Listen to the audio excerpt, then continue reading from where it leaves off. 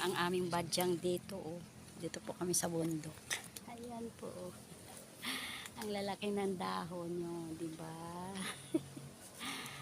Ayan, ang lalaki po ng dahon ng aming badyang. Opo, oh, tingnan nyo po ang taas.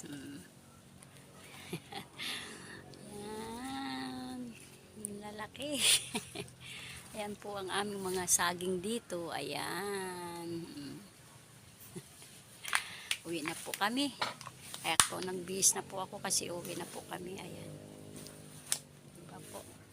Kaganda ng aming badyang. Ang tinan nyo naman po itong kanyang dahon ng lalapad po.